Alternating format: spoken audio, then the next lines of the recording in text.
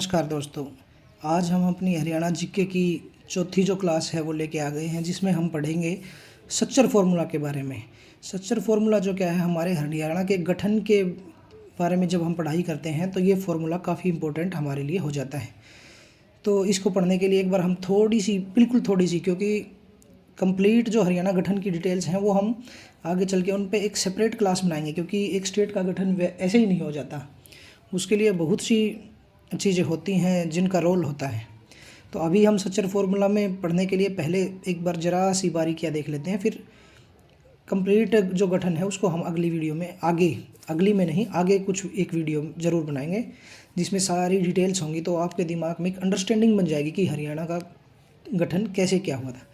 तो 1857 की जब जो क्रांति हुई थी, उस क्रांति के बाद अंग्रेज़ों को ये महसूस हुआ कि कुछ राजनीतिक या प्रशासनिक बदलाव करने चाहिए। तो उन्होंने तब 1858 में अंग्रेज़ों ने क्या किया, हरियाणा का जो अधिकांश भाग था उसको पंजाब में मिला दिया।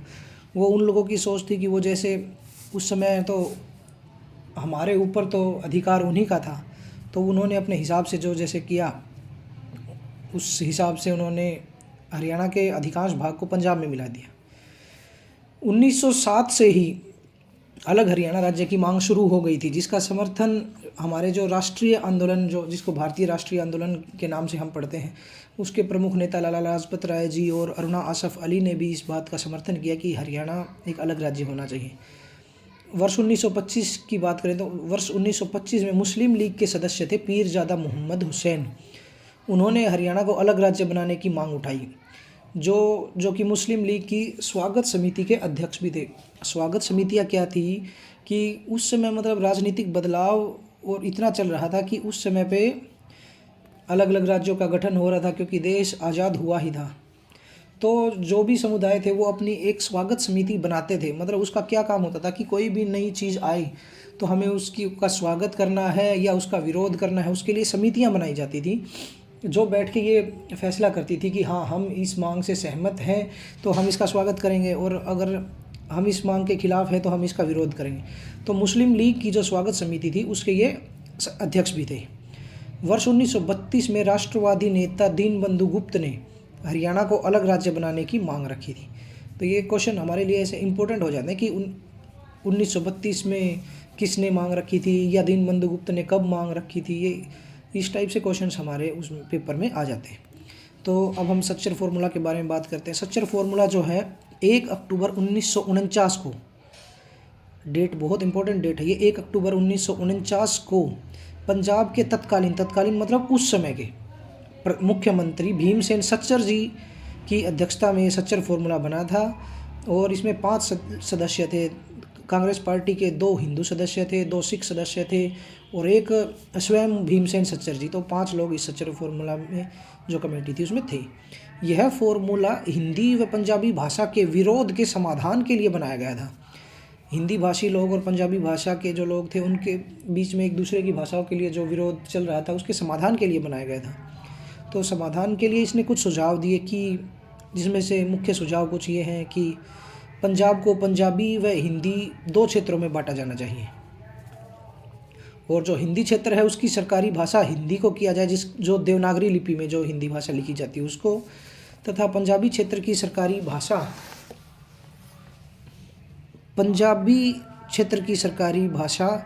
पंजाबी भाषा निर्धारित की जाए जो गुरुमुखी लिपि में लिखी जाती है। और इन्होंने कहा कि प्री यूनिवर्सिटी परीक्षा तक जो शिक्षा का माध्यम है वो हिंदी क्षेत्र में हिंदी हो तथा पंजाबी क्षेत्र में पंजाबी तय किया जाए। पंजाबी क्षेत्र की जो द्वितीय भाषा है वो हिंदी होनी चाहिए तथा हिंदी क्षेत्र की द्वितीय भाषा पंजाबी होनी चाहिए। और इन्होंने हरियाणा राज्य को 2 भागों हरियाणा व हिमाचल प्रदेश में उपविभाजित किया जाए। मतलब उसके जो हरियाणा जो राज्य बने उसको भी उसके छोटे छोटे जो 2 पार्ट बने, हरियाणा और हिमाचल प्रदेश, और शिमला जो था उसको इसने हरियाणा राज्य में रखे जाने की वो बात कही थी। इस फॉर्मूला के तहत हिंदी क्षेत्र में जो है रोहतक, गुड़गांव, करनाल, कांगड़ा, हिसार, अम्बाला, नारायणगढ़, जगाधरी तथा पंजाब की रोपड़ व खरड़ तहसीलों को सम्मिलित किया गया। पंजाबी क्षेत्र में लुधियाना, अमृतसर, होशियारपुर, जालंधर, गुरदासपुर, फिरोजपुर, भटिंडा, कपूरथला, पटियाला, बरनाला, इन सब को सम्मिलित किया गया। सच्चर फॉर्मूले का जो सर्वाधिक विरोध है वो संत तारा सिंह जो अकाली दल के नेता थे उन्होंने किया था। सच्चर फॉर्मूला के अस्वीकार होने के बाद हरियाणा आंदोलन जो है वो काफ़ी हद तक तेज हो गया था। इसमें एक छात्रों की संख्या, ये मेन तो पढ़ाई से ही रिलेटेड था कि पढ़ाई में दिक्कत आ रही थी, इसीलिए ये अस्वीकार भी बाद में मेन कारण भी ये पढ़ाई वाला था। हिंदी भाषी क्षेत्र के लोगों ने जब उनको ये पता चला कि द्वितीयक भाषा हमें पंजाबी पढ़नी पड़ेगी तो उन्होंने भी विरोध किया, और पंजाबी भाषा वालों को पता लगा कि हमें भी सेकंड लैंग्वेज के रूप में हिंदी पढ़नी पड़ेगी तो उन्होंने भी विरोध किया। मेन कारण तो इसके विरोध के यही थे। इसमें एक छात्रों की संख्या का नियम बनाया गया कि यदि किसी स्कूल की किसी कक्षा में 10 छात्र या पूरे स्कूल में कुल 40 छात्र किसी भी विशेष भाषा जैसे हिंदी या पंजाबी में पढ़ना चाहते थे तो सरकार को बाध्य किया गया कि उसको उस भाषा में शिक्षा का प्रबंध करना सरकार के द्वारा आवश्यक था। इस फॉर्मूले का जो ये छात्रों की संख्या का नियम है या सच्चर फॉर्मूला ओवरऑल लगा लीजिए, इसका लक्ष्य तो ये था कि जो इनके बीच में जो द्विभाषिकता है उसको बढ़ाना, कि ये अपनी भाषाओं में भी सक्षम हो और दूसरे की भाषा की भी कदर करें, उसकी भी थोड़ी नॉलेज रखें। परंतु इसके जो परिणाम है वो विपरीत हुए और मतभेद गहरा होता चला गया। इसी फॉर्मूले के कारण राजनीतिक अस्थिरता पैदा हुई और 1957 का जो हिंदी सत्याग्रह है वो भी इसी का परिणाम था। इन्हीं से प्रेरणा लेके आगे सब लोगों को अपनी भाषा के प्रति एक विशेष लगाव लगा लीजिए या मतलब एक विशेष ध्यान भाषाओं की ओर चला गया।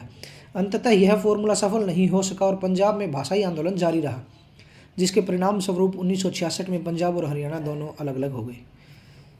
सच्चर समिति भी एक हमारे पेपर में इम्पोर्टेंट इसलिए हो जाती है क्योंकि सच्चर फॉर्मूला हमारी हरियाणा जीके में एक बहुत अहम रोल रखता है। और एक सच्चर समिति जो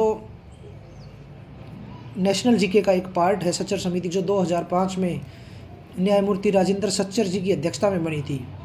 इस समिति ने क्या किया था, भारत में मुसलमानों की सामाजिक, आर्थिक और शैक्षिक जो स्थिति है उसका अध्ययन किया था। तो कहीं हमारे विद्यार्थियों के साथ कहीं ये ना हो जाए कि सच्चर फॉर्मूला के बारे में कोई हम सोचे कि ये क्वेश्चन सच्चर फॉर्मूला का है या कोई सच्चर समिति नाम से, सच्चर कमेटी नाम से आ जाए।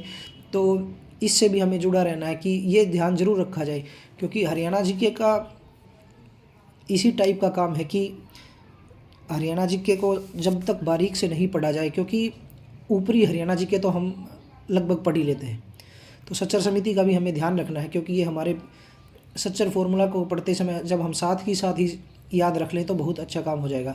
सच्चर समिति 2005 में न्यायमूर्ति राजेंद्र सच्चर जी की अध्यक्षता में बनी थी, जिसने भारत में मुसलमानों की सामाजिक, आर्थिक और शैक्षिक स्थिति का अध्ययन किया था, उसके बारे में एक अपनी रिपोर्ट दी थी। तो सच्चर फॉर्मूला के बारे में लगभग चीज़ें हमने कवर की हैं। इन चीज़ों को अगर हम पढ़ेंगे तो हमारे जो लगभग क्वेश्चंस हैं वो कवर भी हो जाएंगे, और इसके बाद हम आगे हरियाणा जीके की इसी प्रकार की, और जैसे क्षेत्रीय कमेटी थी, बहुत सी कमेटियाँ थी, बहुत सी चीज़ें थी जिनके काम करने के बाद ही तो हमें एक अलग राज्य प्राप्त हुआ है।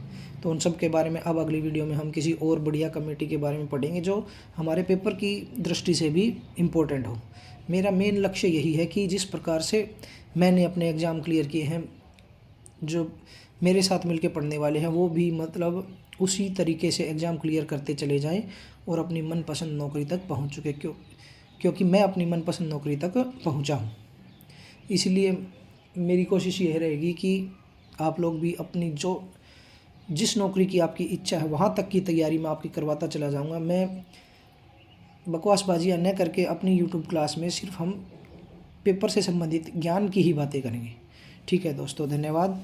ऐसे ही पढ़ते रहिए, और मैं चाहूँगा कि जिस प्रकार मैंने सच्चर फॉर्मूला आपको करवाया है, मेरे साथ पढ़ने वाले सभी लोग ऐसे ही नोट्स अपने हाथ से तैयार करें, और फिर एक एक या दो बार लिखते ही, नोट्स तैयार करते ही दो बार अगर आप उनको पढ़ लेंगे तो फिर आपको मतलब ज़्यादा काम नहीं रह जाएगा। एक बार पेपर के पास आप इनको रिवाइज़ करके ही आप इनसे संबंधित जो भी क्वेश्चंस हमारे पेपर में आएंगे उनको आंसर कर पाने में आप ज़रूर सफल होंगे। ठीक है दोस्तों, धन्यवाद।